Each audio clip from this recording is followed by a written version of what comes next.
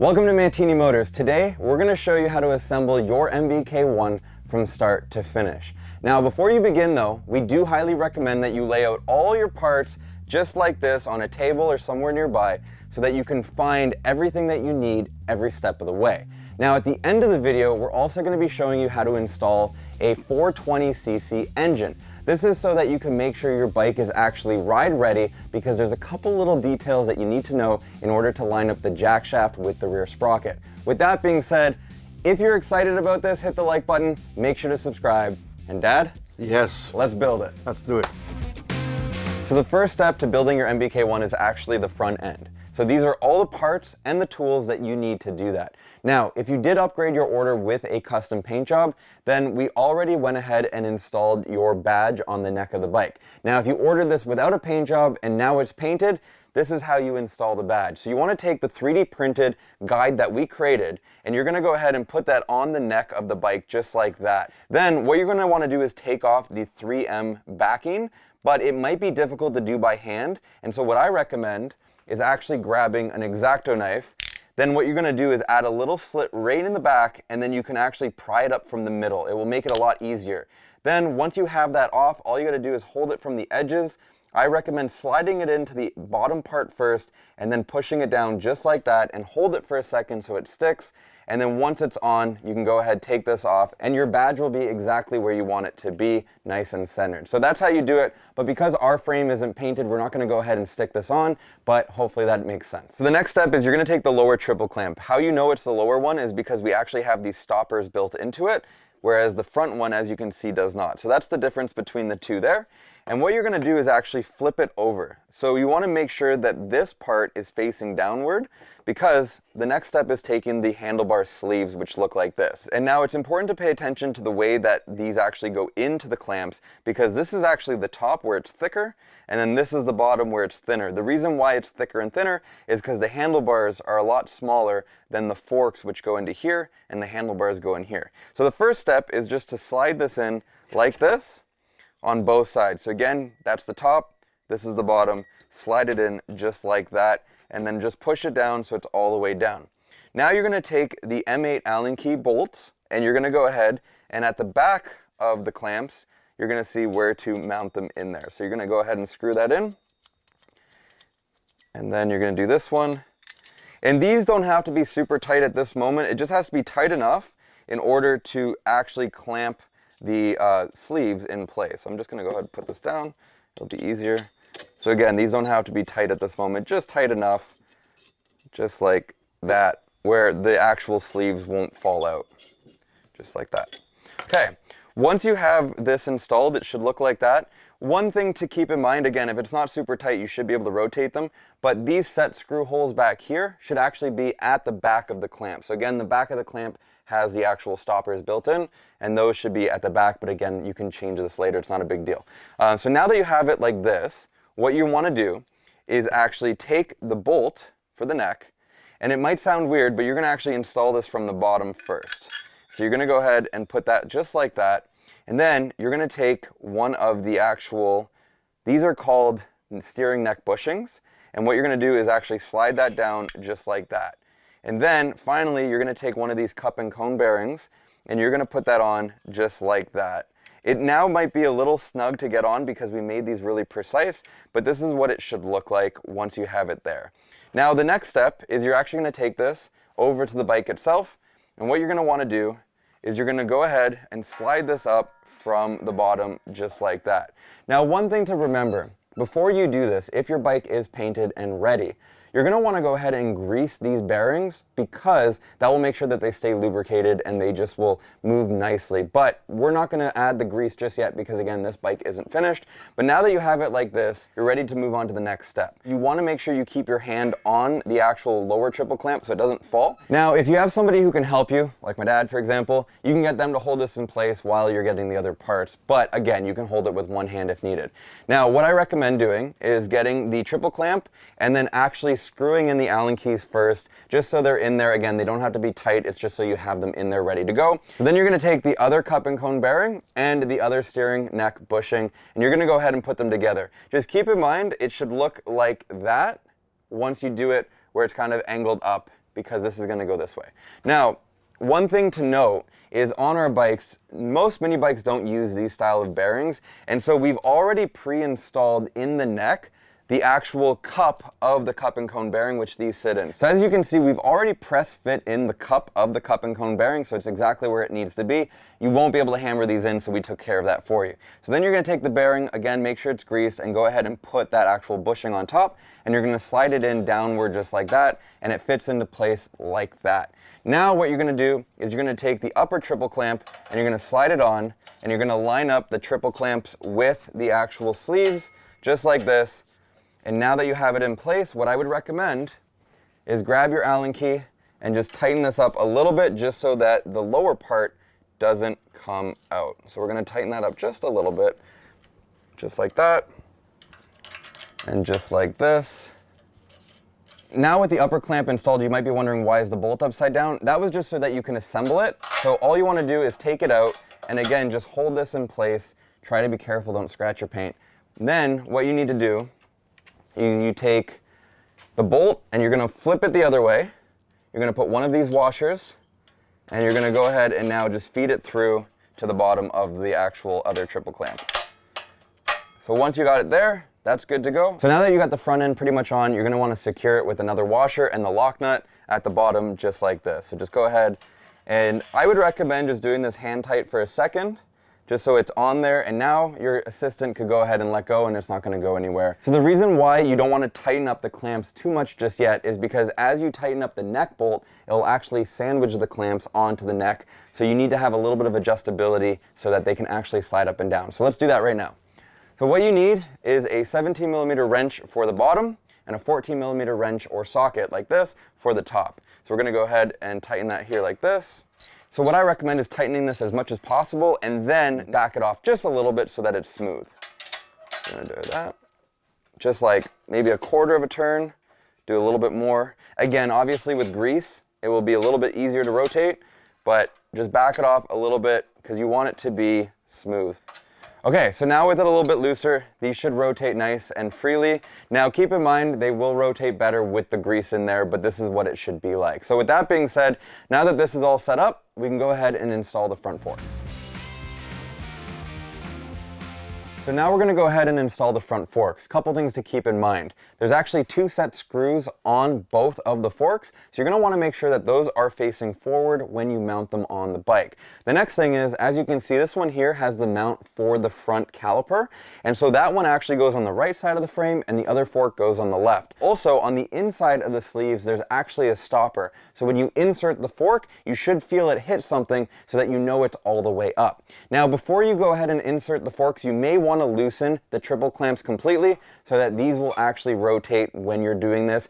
Also, because if they were clamped, you wouldn't be able to put the fork in. So if you find you're trying to put it in and it won't go up, it's most likely because the triple clamps are too tight. So let's go ahead and insert this one now. So again, when you put it in, you should almost hear that it stopped like that, and now you know it's all the way in. However, before you let go of the fork, I highly recommend taking an Allen key and just tightening up the triple clamp like this so that the fork doesn't just fall out and crash to the ground. Again, it doesn't have to be super tight just yet, but now you know the fork won't fall out on you. Then we're going to take the next fork, and what you want to do is, again, make sure those set screws are facing forward, slide it in, and again, you know you're all the way in when you hit the stopper, and then take your Allen key and just tighten it up so that it doesn't fall out on you.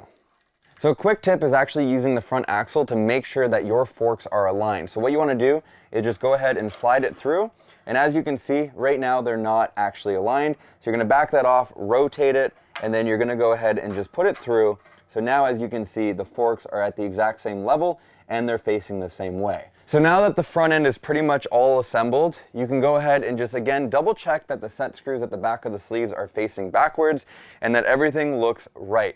Now, before you tighten everything up one last time, what I recommend doing is actually using blue Loctite. And so because this bike isn't finished, we're not going to go ahead and apply Loctite throughout this video, but we'll let you know throughout the stages where to apply the Loctite. And if you never used Loctite before, all you got to do is add a little bit on the threads themselves, and that will allow you to make sure that the bolt will be secure and won't just come loose by itself. So we do highly recommend blue Loctite. because if you use red or green, it might be a lot more difficult to take off the bolts at a later date if you need to. So now that that's all set, I'm just going to double check everything is where it needs to be. It's all good, and then what I'm going to do is actually tighten up the lower triple clamps, because at this stage you will not need to remove the front forks ever again. They're good to go. You can lock them in place. So I'm going to go ahead and just tighten it. Again, I would definitely use Loctite at this moment here. And there you go. So now that you have the front forks nice and tight, you're done with the front end. So let's move on. Now we're going to install the handlebars. So there's a couple things to keep in mind. First off, if you decide to finish these, as in using paint or chroming them, then you have to keep in mind that these handlebar sleeves that they actually slide into are designed to really be snug on the bars as is. So if you plate them or paint them, there's a good chance that you won't be able to slide the bars in to the sleeve like this. And so what we recommend doing, if you've already painted or chromed your handlebars, then you might want to actually sand down the bottoms of the handlebars so they could slide into the sleeves with ease. Because again, we machined these to fit perfectly with the handlebars so they can slide in like this. But once you tighten the clamps, it'll actually tighten on the handlebars. Now, one thing to consider, at the end of the video, we're going to show you how to set up the handlebars so you can put them at the right height for you, as well as rotate them where you want them to be. And if you haven't yet painted or plated your handlebars, then this is a good moment, once we've set it up, for you to mark the handlebars where you want it, so that you know once you go ahead and paint or chrome these, you don't have to chrome or paint this part of the actual handlebars themselves. And again, the same thing for the top, because you're going to have the throttle and the grips and the controls on this part of the handlebar, you might not need to chrome or paint that as well, just so everything goes on nicely. But again, now we're going to take the handlebars and we're just going to go ahead and slide them all the way down. There's no stopper for these. They actually stop on the forks themselves. And as you can see, you get about 6 inches of travel so that you can adjust these handlebars to perfectly fit your knee. So now I'm going to take the other handlebar and we're just going to put it in like this. And for this stage of the build, you don't actually need to tighten these completely. I would just recommend tightening them enough so that they don't rotate too much, but just tighten them so that they're going to be there and be solid.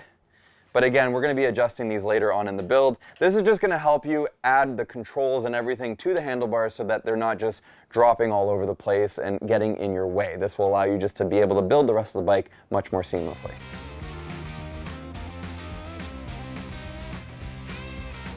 Now we're going to assemble your chain tensioner. If you ordered your bike with the upgraded paint job, then we've already done this for you and it's already installed on your bike. But for everybody else, I want to show you how to assemble it so that you know once you get it back from paint what you need to do. To assemble your chain tensioner, all you need to do is grab the arm first, and I'm going to refer to this as the outside and this is going to be the inside. But before you use that, you're going to go ahead and take the wheel and you're going to take the longer Allen key bolt. And what you're going to do is start by putting a washer on the bolt like this, and then you're going to take the wheel, put the wheel on, and then you're going to take another washer just like that.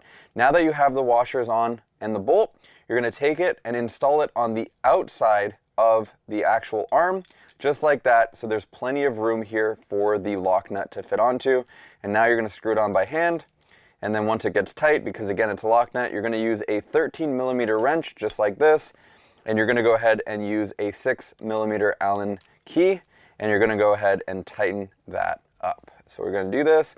Now you want this wheel to be able to rotate freely. The washers do help, but you don't need to tighten this completely. It should be able to rotate just like that, and then we're good to go. Now the next thing that you want to do is go ahead and we're going to put the sleeve through the hole right here, and this actually is just slightly longer than this, and that will allow it to rotate on the frame itself so that no matter how tight you make it, this will still be able to move up and down. Then you're going to go ahead and take the torsion spring, and with the side that's bent, that's going to be facing up just like this, and the long part is going to go on the inside right like that. Now you have everything needed for the chain tensioner to actually work, and so we're going to take the rest of this and head over to the frame to install it. So as you can see, the chain tensioner actually goes in right between these two tabs right here. And so the way that these springs work is you have all of these options to mount it to so that you can change the angle of the actual tensioner arm.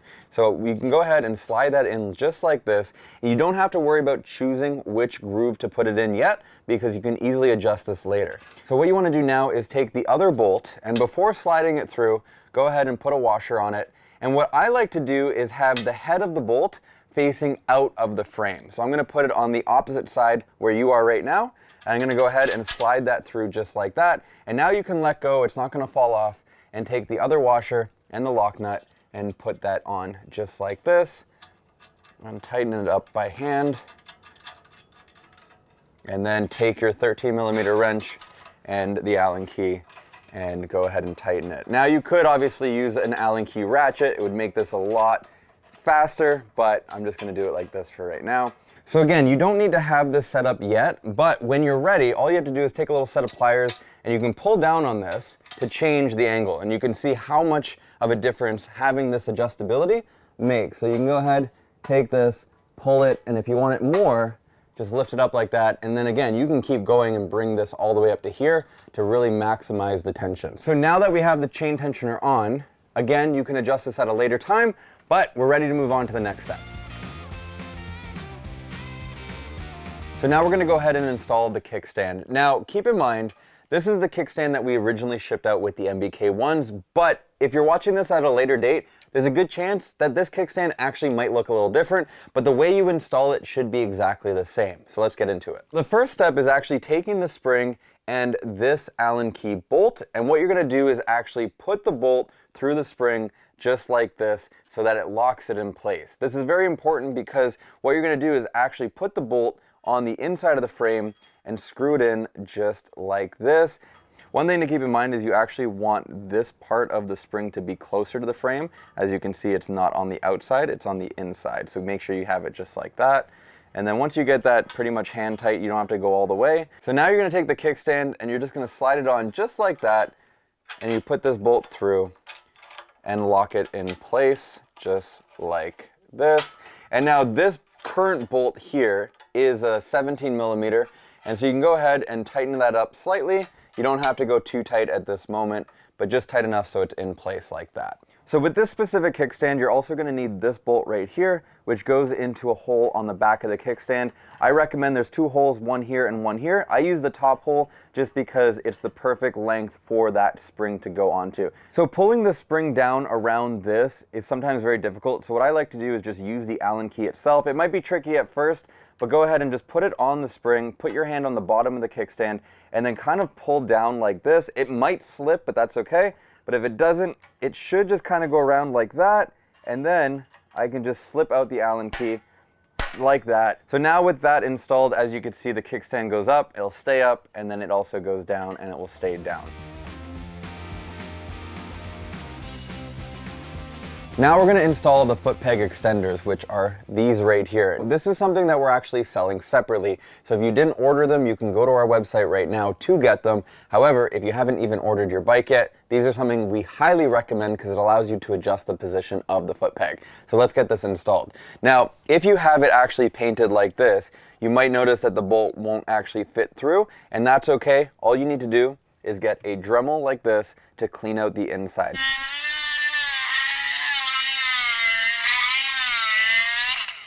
So one of the things about these brackets, there's actually 3 mounting holes for you to choose from depending on how far you want your foot peg to be extended. Although the foot peg is only mounted to this hole, you could choose how far forward the bracket sits on the frame. So whichever hole you decide you want to use, that's the one you should go ahead and use a Dremel to clean out. So now that it's all cleaned, we can actually take the bolt and a washer just like this, put the washer on, and what you're going to do is just slide that through just like that.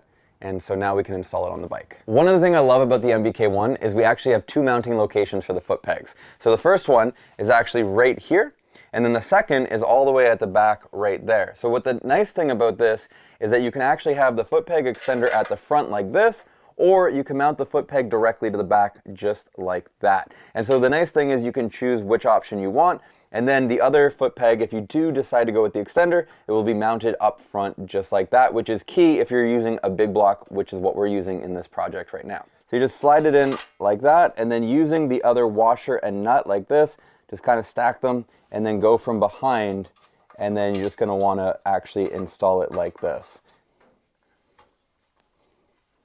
So now I have the other bolt and washer attached to this extender. I'm going to go ahead and just mount it to the right side of the frame, just like that.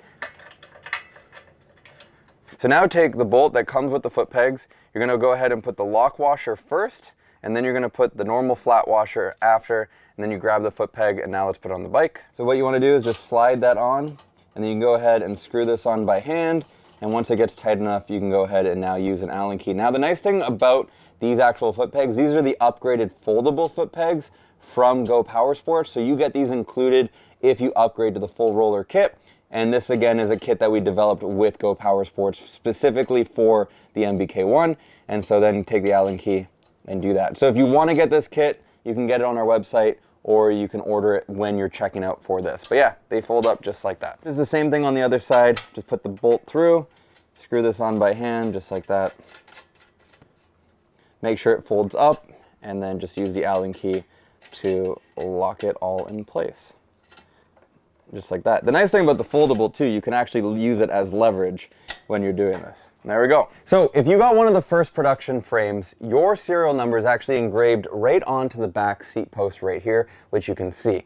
However, when you paint the bike, there's a good chance you actually won't see it anymore. And so what we did is actually created these engraved serial number plates that you can stick on right here after the bike is painted. So if you have this, we recommend installing this before you put on the seat, because it's much easier to line up and to stick on. And like the other badges, you just peel off this back part there, and then you can stick it on. Now, moving forward, the next production run of bikes, we're actually going to be riveting these on to the seat post, so you won't have to worry. Just make sure you tape it up if you're going to get the bike painted so that it doesn't get covered in paint. But for that being said, we're not going to stick this on for this bike, but if you have this, that's where it goes.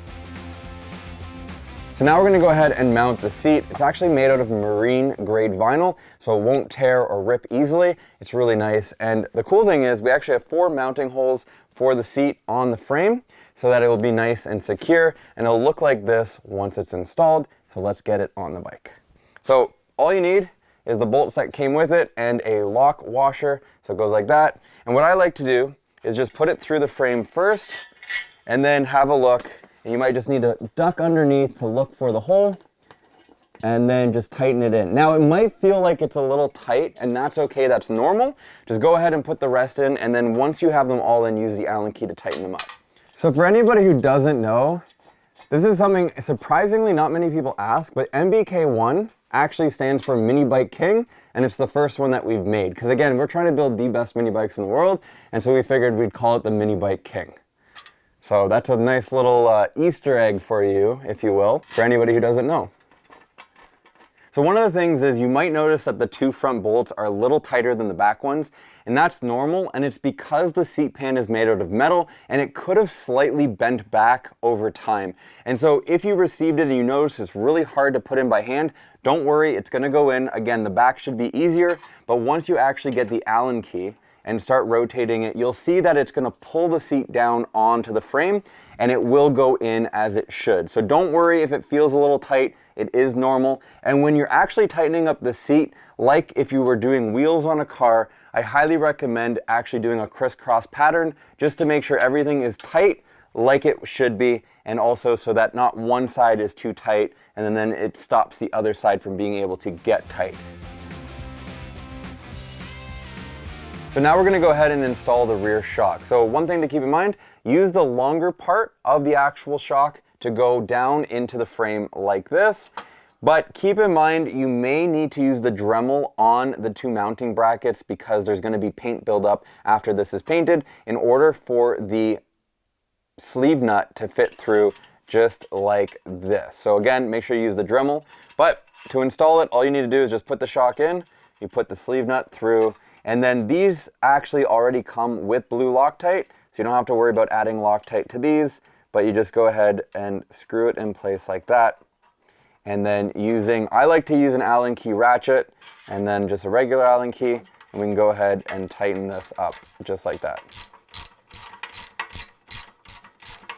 So the next step is installing the swing arm. So before you do, we want to actually put the shock forward so that it's out of the way, but that's basically all you need to do. So once your frame has been painted, then you can go ahead and install the second badge, which is actually for the swing arm. And like the first badge, we've also created another 3D printed guide to allow you to do that very easily. So all you need to do is take off the back of the actual badge, and then you slide this in place just like that. You can go ahead, put the badge on, hold it down for a second, and then once you know it's stuck, you can slide this off, and there you have it. Your badge should be nice and centered on the gusset of the swing arm. So now, realistically, it's up to you whether or not you want to put the badge on. We think it looks great, and that's how you install it once your swing arm has been painted. But now let's actually prep it to get it installed on the bike. So in order to install this, you need the bronze bushings. There should be 2 of them, and they go into the pivot tube right here. You're most likely going to need to use a rubber mallet, but you just need to hammer them in right here. So let's do that now. Now, obviously, if your swing arm's painted, you're gonna wanna put it on a soft surface so you don't scratch it, but because this isn't, I'm just gonna go ahead and put it on the bench as seen. So let's hammer this in.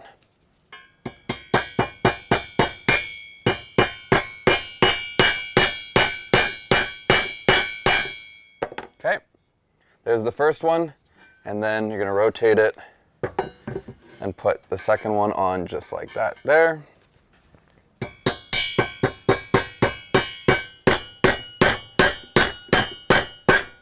Okay, so now you're going to take the pivot tube's inner sleeve and you're going to actually insert it. Now please note that if this shows up, there may be some surface rust or something on it. So if it doesn't slide in perfectly, you may just want to sand it down a little bit so that it goes in, because this should be able to rotate within the actual pivot tube of the swing arm. But yeah, you just take it, insert it through the bushing just like that, and then slide it all the way through. And then again, if you feel that it's a little bit tight, you might just need to sand it. But as you can see, it should be able to move just like that, but it should stick past the swing arm a little bit.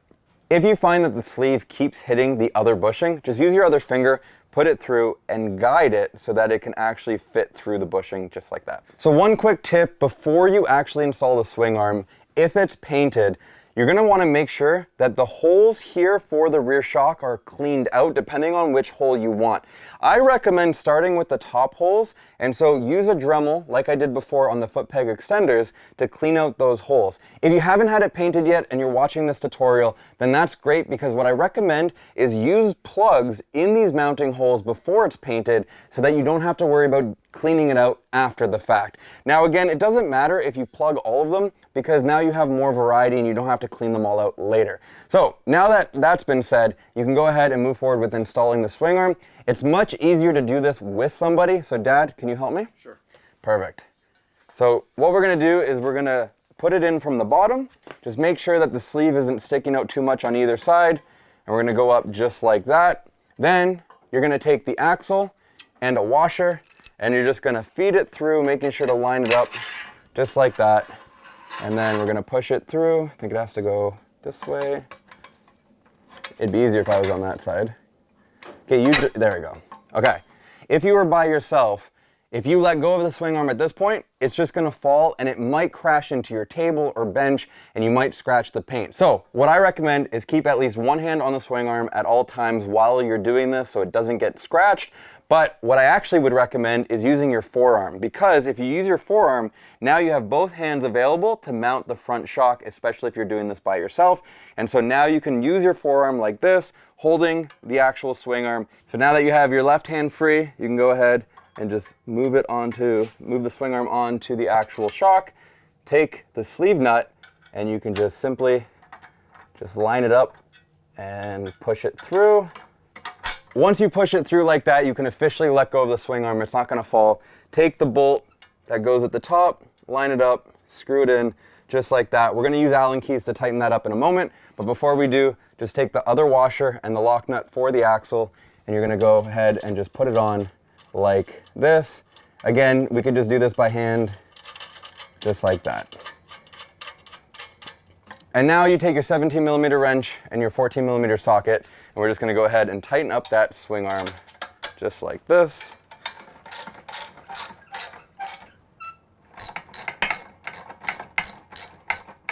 Now we do recommend, even though you're using lock nuts, you could apply Loctite to the axle. Again, the Rear Shock already has Loctite on both the bolts that it comes with, but if you want to put Loctite on the axle, you totally can.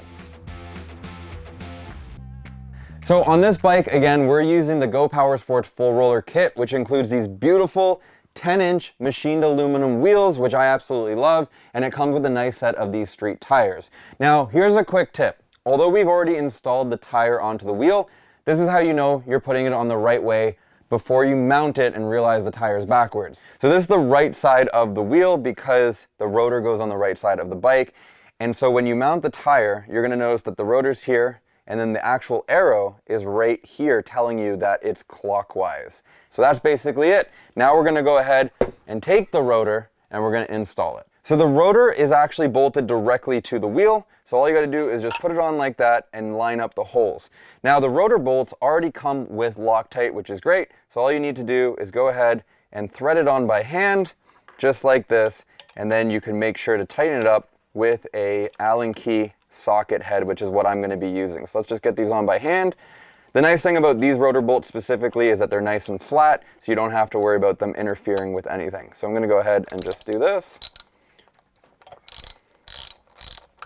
Make sure that everything is as tight as it can be, just like that. Now that the rotor is installed, it's time to actually mount the wheel onto the bike. But here's a quick tip. If you ordered the GPS kit, we would have sent you already pre-cut spacers. So we got one that's 35 millimeters and one that's 30 millimeters long. You want to use the 35 millimeter one on the brake side, rotor side, and you want to use the shorter one on the left side of the bike.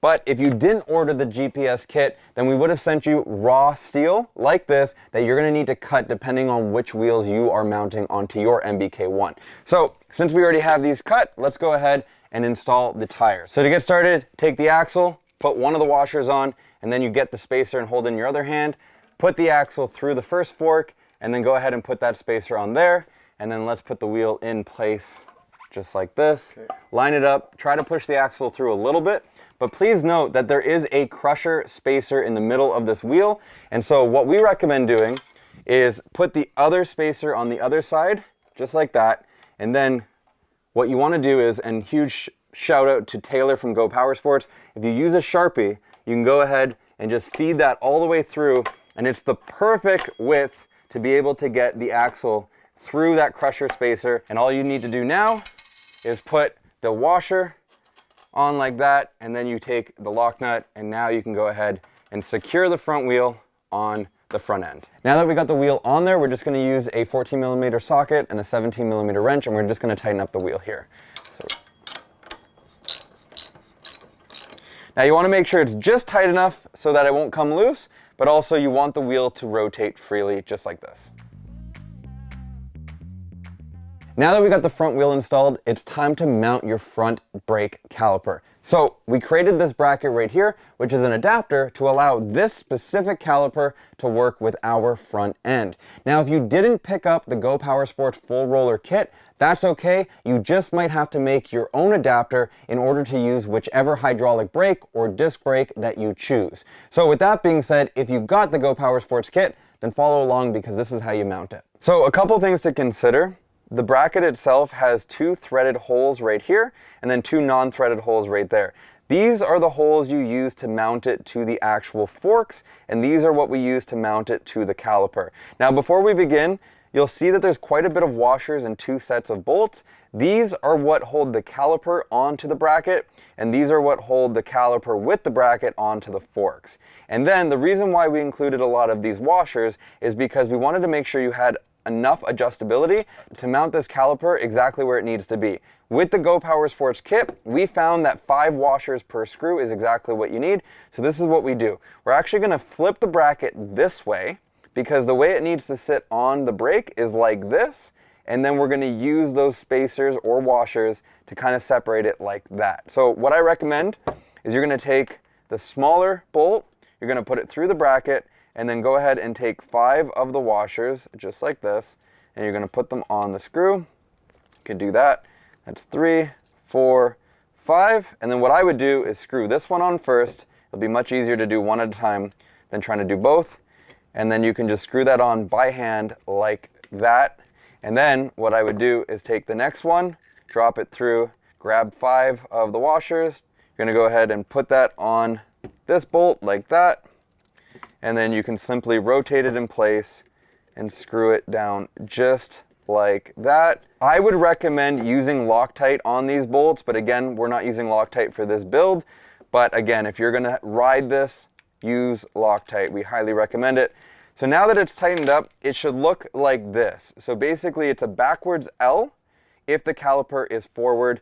And then if you look at it from this side, you can see now it's the right side L. It should be on the inside of the caliper. So that's how you know you have it the right way, if it's a backwards L with the back side of the caliper like that. Now, before we mount the caliper to the front end, you're actually gonna wanna remove 2 pieces of plastic from the brake. So what you need to do is just put a lot of pressure on the lever and the plastic will slide out just like that. Now, you might have to use pliers, but I highly recommend just trying to push this down so that it opens, because that's then gonna release the other piece of plastic right here and it'll come out. Because if that's in there, you can't mount this. So again, just really pull on that lever to get that plastic out, and then now you're ready to actually put this on the front end. So now that I got the stopper out of the caliper, what we need to do is take the silver bolt and put one of the washers on there, and now we're gonna go ahead and put the caliper onto the rotor just like this.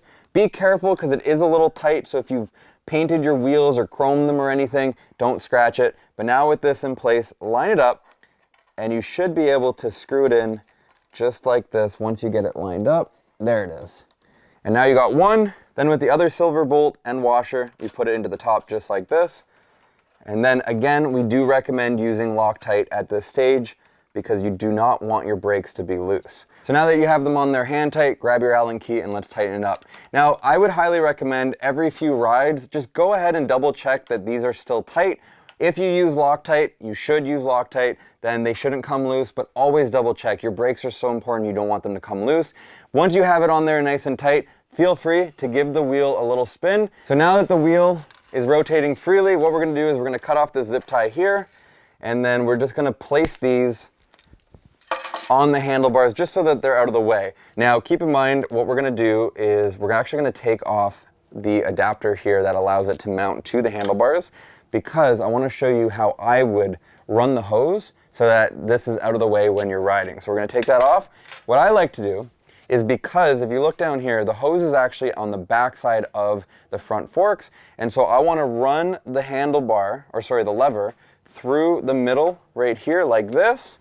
And then it's gonna come up and out like that. You might need to rotate a little bit, but now that gives you a really good opportunity to mount the lever just like this. And so now you go ahead and take this. There is a little arrow that says up, so make sure it's facing up. And again, it doesn't need to be super tight. We'll readjust it later. But now you got the hose out of the way so that you can continue working on the build. And that's it. Officially, you have your front brake mounted. So now we're ready to mount the rear wheel. However, first we have to install the sprocket and the rotor. So there's a couple things that I want to point out. So this is the sprocket side of the wheel. Now, before we mount anything, what we recommend is actually unbolting this because it's already on the wheel when you get it, and applying Loctite and then reapplying this spacer there. And then on the left side, this is actually where you're going to be mounting the rotor. Now, when you mount the tire, as always, it's important to know it's in the right direction. So what you want to look for is, where is the valve stem hole in the wheel itself? It is on the sprocket side, which means that, as you can see, the tire right here has an arrow facing clockwise. So that's how you know that the tire is mounted on the right side, if the arrow is clockwise, if you're looking at it from the sprocket side where the valve stem is. So now we got to go ahead and mount the actual sprocket onto the wheel. So what we're going to do is put the GPS logo down like this, and then we're going to grab the sprocket. Now please note that on the sprocket, you'll be able to see that there should be a number facing.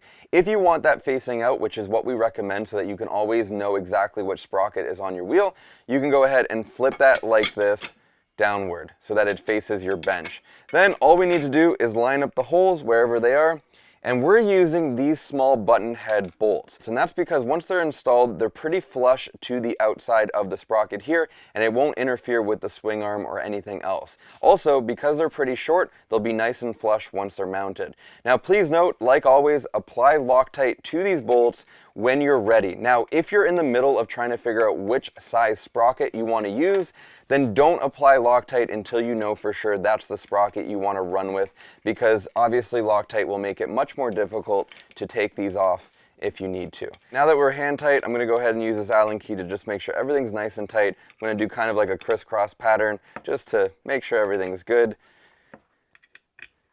like this. Okay, so now with the sprocket on the adapter, we can go ahead and mount it to the wheel itself. All right, so you just want to put the actual adapter on just like that, lining up the 3 holes, and then we're using these hex bolts. We find they're really good. The nice thing about them is that the actual head is very low profile, and so it doesn't interfere or hit the swing arm in any way, and they're perfect for mounting this onto the actual wheel itself. So let's get those on hand tight. And as always, I'm going to be saying it a few times during this step, but basically you want to always make sure you are using Loctite, because you don't want your sprocket or anything on your wheels to come loose. So go ahead and just tighten those. So now that the sprocket's on, let's rotate the wheel and put on the rotor. The first step is to grab your spacer. You'll see that there's a groove on one side and a flat side. The flat side faces out because the groove goes around the lip right there. So go ahead and just line up the holes like that, and then take the rotor and then put it on the spacer, and then again line up the holes and grab these Allen bolts right here. And as always, apply Loctite to the threads so that these do not come loose. Now that they're hand tight, I'm going to go ahead and use this 6mm Allen socket, and I'm going to go and just tighten these up. So now we have the rotor and the sprocket on the wheel. Let's get this on the bike. Just like the front wheel, if you ordered the Go Power Sports kit, then we've already included the pre-cut spacers. We have a 55mm one and a 51mm one. The longer one is for the rotor side, the shorter one is for the sprocket side. Now, if you ordered the kit after receiving your MBK-1, you're gonna have to cut these yourself, or if you're using different wheels like the front, you're gonna have to cut them to be whatever size you need them to be. Now, I really highly recommend, before you begin, put everything you need for the rear wheel on the seat. There's no oil or anything, so you don't have to worry about it marking up the seat, but this will make it so much easier if you're installing the wheel yourself. Now, I do have a quick tip I'm going to share with you first on how to do it easier so you're not struggling with the wheel and potentially scratching your paint, so let me show you that now. So when we build our bikes, we actually use this little scissor lift, and that allows us to raise the bike up and down. And so if you have a stool handy like this, you can actually just put the rear wheel on it and gently roll it forward so you don't scratch the paint of your swing arm. Take your time with this so that you don't obviously damage it, but then you can actually just look and line it up, and now you're ready to actually install the rear wheel. So let me show you how to do that. So the first step is, because we're on the sprocket side, take the shorter spacer, and what you're going to do is we have this really cool keyhole feature that allows the spacer just to fit through like this. And then what it might do is stick out a little bit, which is totally okay, because the next step is to take your axle block. This allows you to adjust the wheel forward and backwards. And what you're going to do is make sure there's one of the nuts all the way up to the top, and you're going to slide that into the little mounting hole for that, just like that. So now we have the spacer lined up with the axle block. Then you're going to take the axle itself, and you're going to put a washer on it just like this. And you're gonna slide this through just like this to line it up. Now, just like what we did for the front wheel, you're gonna wanna get your handy Sharpie like this, and you just put it in like this so that you can align the crush spacer so that you can go ahead and just feed the axle through just like that. Now that you have that set, you can go ahead and grab the other spacer, which is the longer one, and again, using the keyhole, you just slide it in place just like that. And now you can take the other axle block like this, make sure to screw on the nut all the way forward so that it actually will allow you to mount it. So once you get all the way forward, you may need to push the axle through a little bit just so it's out of the way.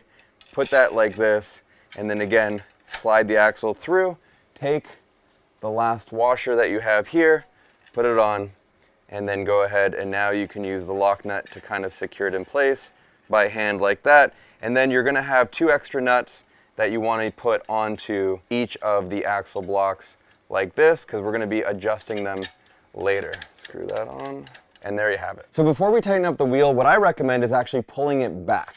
This will allow you to have a little bit more adjustability when you go to mount the chain, and so all you have to do is just move the bolts on the axle adjusters, and that will lock the wheel in place.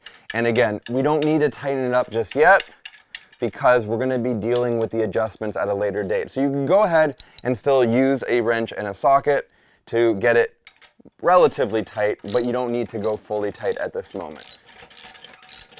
Just like that, now you have the rear wheel on, and now we can move on to the next step.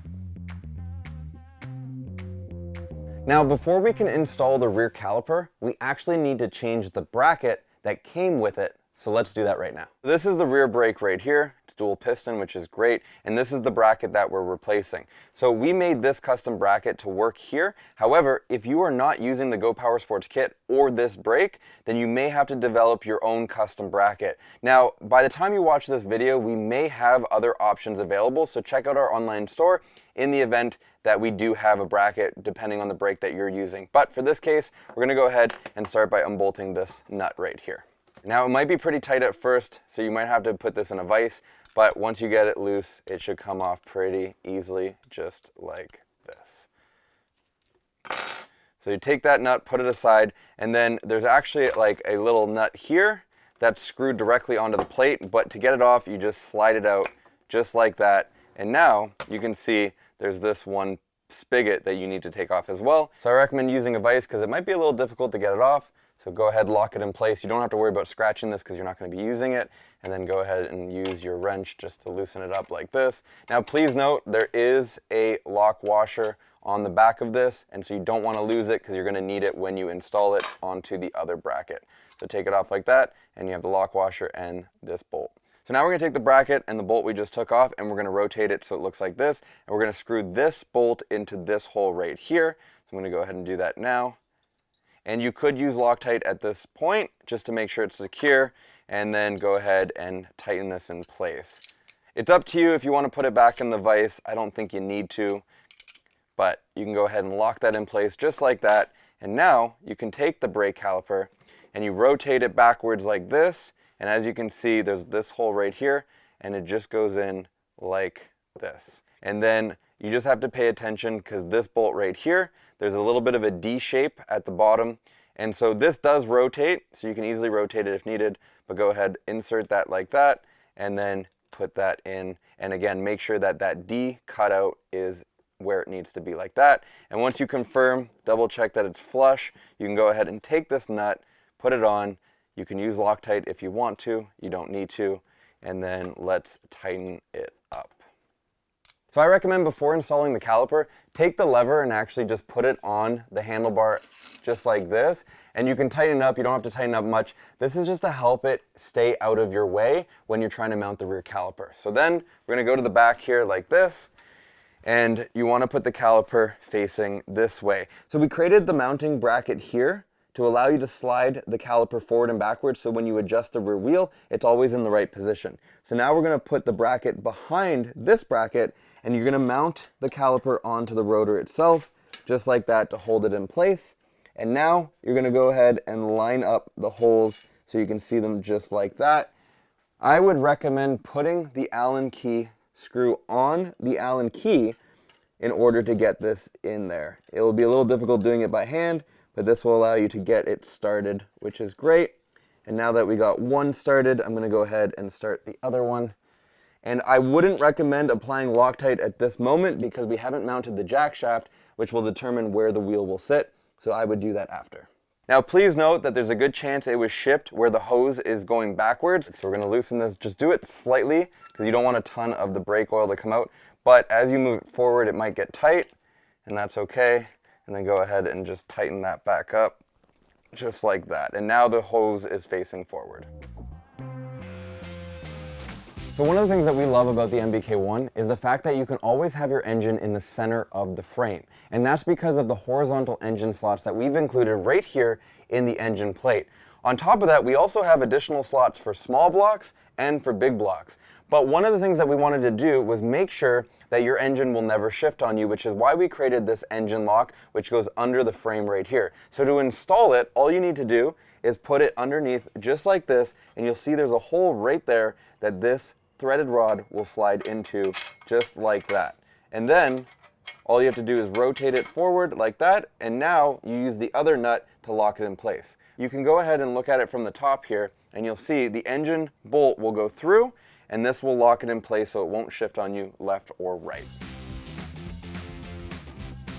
So this is the jackshaft bearing house. This is the outside and this is the inside. So when you mount it, make sure that you can see the bearing on the inside of the frame rather than the outside. Then you have a couple Allen key bolts like this. So what you do is just slide them in first like this in preparation to mount them onto the frame itself.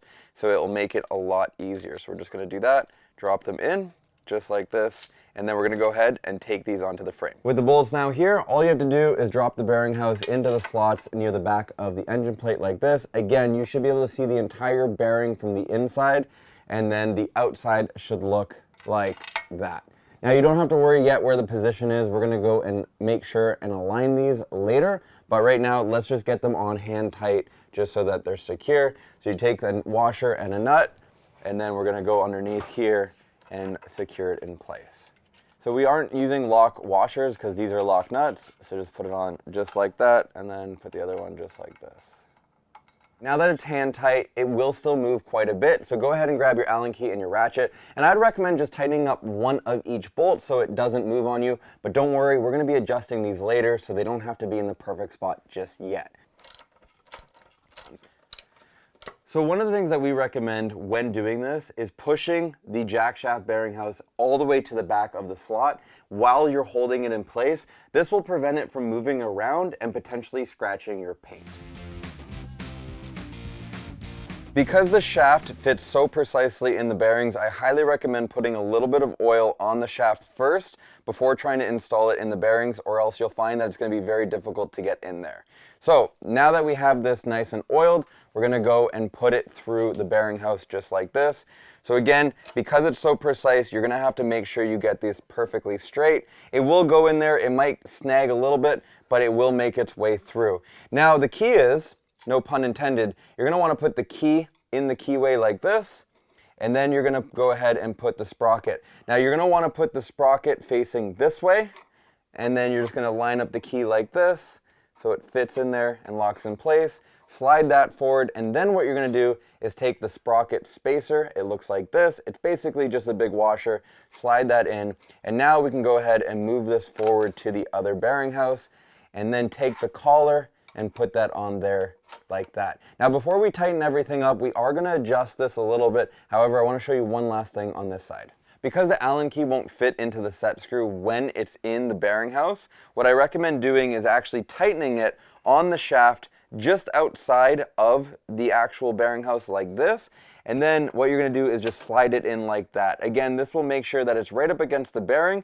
and then once you lock in the sprocket, it will prevent the shaft from sliding left or right. So you want to just tighten up this set screw before you try to put it exactly where it needs to be. So by now you're probably wondering, why is this jack shaft so long? And it's because we wanted to make sure that it was ready for any setup. Whether you're going with a big block, a small block, a torque converter, a clutch, either way, this jack shaft will work for you. So once we mount the engine, which is what we're going to be doing next, you'll be able to align the chain to the sprocket on the jack shaft, and then we'll actually be cutting it to the size that you need it to be. So let's do that now. One thing to note is one of the bolts need to be a little longer because of that engine lock. So we are using 3/8 bolts, and this one here is about 3 inches long. You could probably get away with 2.5 inches, but I like to have a little bit extra thread there. Then the other 3 bolts here are only 1.5 inches long. That should be more than enough. Then we got our washers, our lock washers, and our nuts. So now let's go ahead and put this in the bike.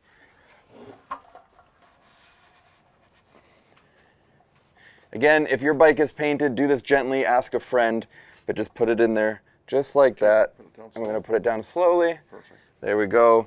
And now we got to just look at lining up the holes. So there's 2 holes here in a slot. So you just want to pick it up and shift it forward just a little bit, just like that. So now we're going to take the other sprocket and we're going to install it onto the shaft, but we don't need to tighten it or anything because the whole purpose is just to see where does this sprocket line up with the sprocket on the clutch. And once we have a rough idea like this, all you need to do is take a Sharpie and draw a line where you need to cut the shaft and give yourself just a little bit of room in case you need to adjust this later on. So now we cut the shaft and it's the perfect length, and we've reapplied the sprockets and the collars, and we used Loctite to secure everything in place. But what we need to do is shift the jack shaft forward. So if yours is still tight, go ahead and loosen it now and just shift it forward just a little bit, because this will give you the adjustability forward and backwards when we're lining up the chain with the clutch. So now let's get our 10-foot chain. It's really long, so we're going to go ahead and measure it, and then we're going to see where we need to basically punch out the pin. Mark this one here. Okay.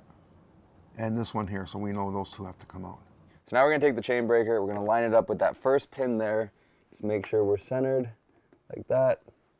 And then we're going to go ahead and just hold that in place and slowly rotate.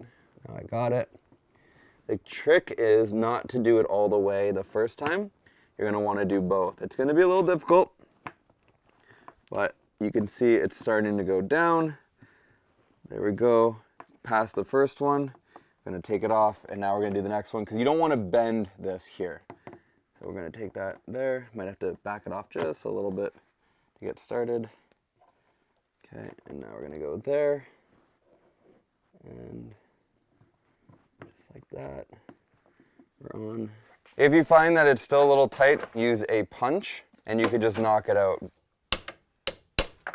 Just like that. So now that the chain is the right size, we're going to go ahead and just wrap it around both the sprocket and the clutch just like this. We're going to go and put that master link in place like that and stick that on just like that. Perfect. So make sure the head of the master link is facing forward because it rotates this way. So we're going to go ahead and just kind of put that on there, and then you can use a pair of needle nose pliers to just get this in place.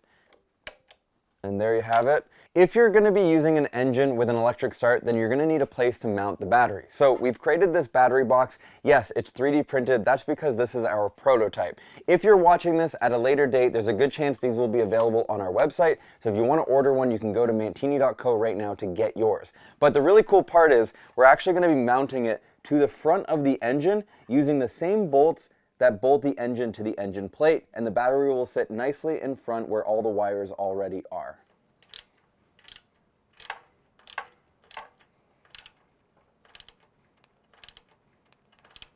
So now the battery box is on the engine is tight. All we have left to do is to push the jack shaft backwards to tighten the chain, and then we're finally going to Loctite and secure this sprocket right here so that this is officially done. We're going to start with the back bolt because we want to pull the jack shaft down, because if you start with the front one, it might actually tilt forward. So let's go ahead and do that. And you don't need to tighten it all the way at this point, just enough to hold it in place because we still need to adjust the other side of the jack shaft. So now that the jack shaft's all tight, I'm just going to go and make sure that the chain is actually straight with this sprocket, and once it looks like it is, I'm going to go and tighten it up just like this. Again, highly recommend using red Loctite at this moment, as it will make sure that this will stay exactly where it needs to be.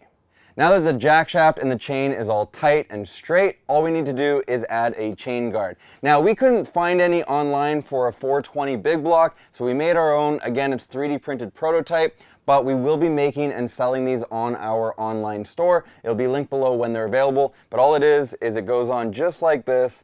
It slides on and it shifts back, and then you tighten it up and you're good to go. So now we're just going to measure the rear chain, because we're going to need to break it as well. And so now we know it's about right there. Let me grab the Sharpie. Okay, there we go.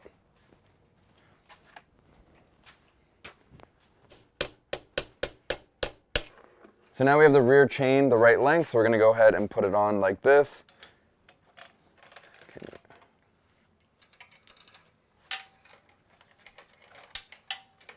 So the benefit of doing this on the rear sprocket is it easily holds your chain for you, so you can simply put the master link in place just like this. So now this is where the master link goes.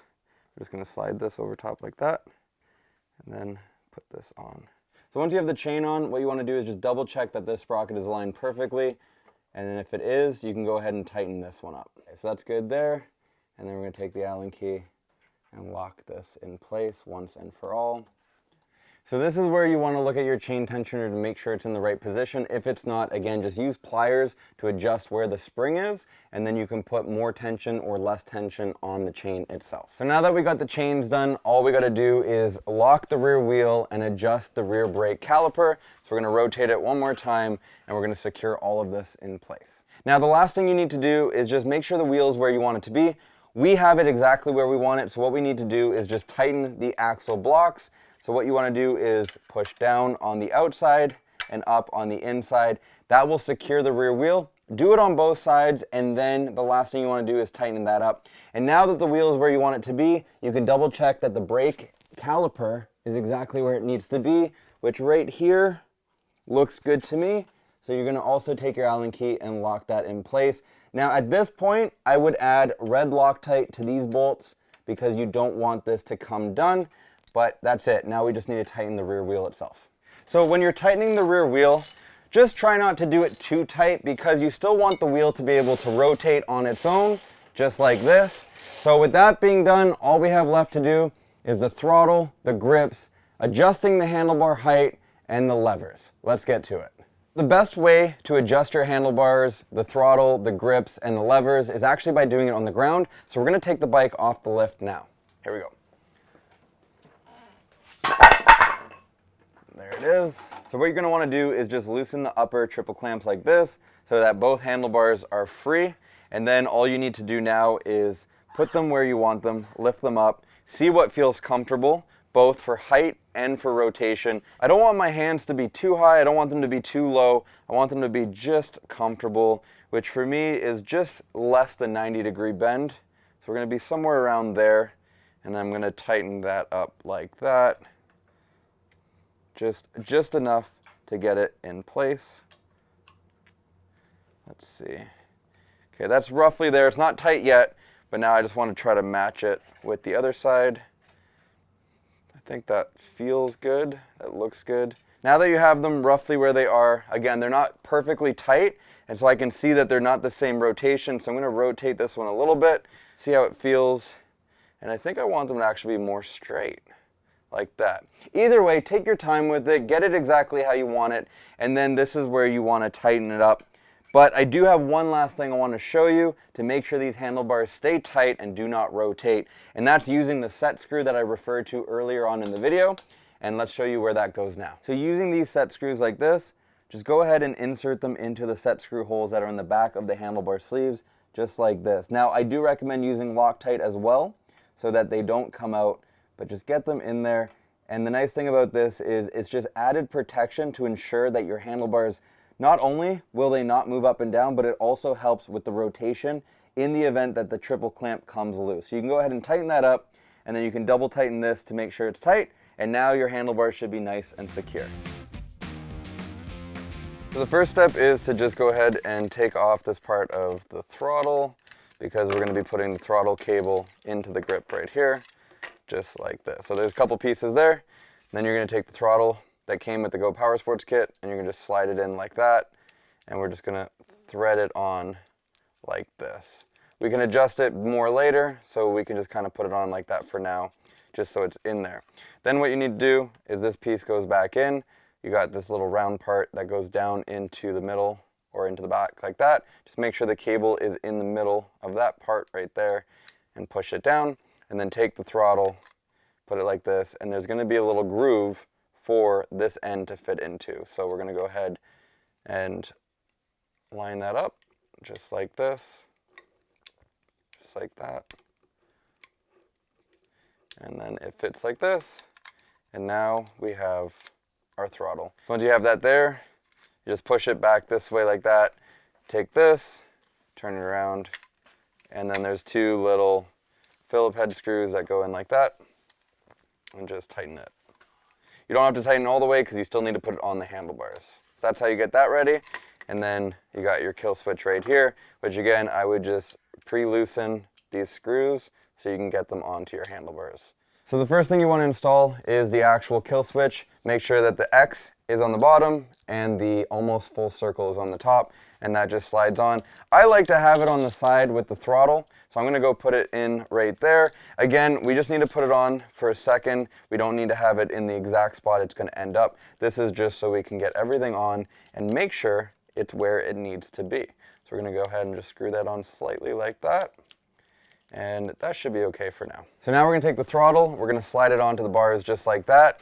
And what you want to pay attention to is there's this little bend here that's actually going to go down and under the lever just like this. So basically these screws should be facing up. But as I mentioned, we didn't tighten this up because I wanted to see where it would sit. Now that I know it's going to sit there, I'm going to just back this off a little bit so I can actually access these screws right here. Okay, with the kill switch now nice and secure, I'm going to go ahead and make sure this is where I want it to be. That feels good to me there. I'm going to take my Phillips head, and now I'm going to tighten the throttle in place just like this. Okay, so that's tight. And now lastly, we can go ahead and tighten the brake lever where it needs to be. Okay, so there's the right controls. So now that we got the throttle and the grip and the kill switch installed, all we got to do is the actual grips. Now this is a customer's bike, so we're not going to put them on yet because the handlebars aren't finished, but it's really simple. Just slip them on and you're good to go. So the only last thing you need to do is hook up the kill switch and the throttle and you're ready to ride. With that being said, if you're wondering how much the MBK-1 is, the full suspension kit is $12.99 and the Go Power Sports kit is sold separately. You can find out about all of that and more on our website at mantini.co. If you have any questions or if there's something I didn't cover completely, let me know in the comments below and I'll do my best to answer everybody's questions as quickly as possible. Now, if you want to pick up your MBK-1, again, head over to our website, mantini.co, linked in the description, to get yours. Now, they might not be available because we do these in small batches, and that's okay. You can sign up for our VIP newsletter to be the first to know when the next batch is available. So if you like this build, hit that like button, make sure to subscribe, and if you want to order, click the link in the description, and we'll be happy to send you out one right away.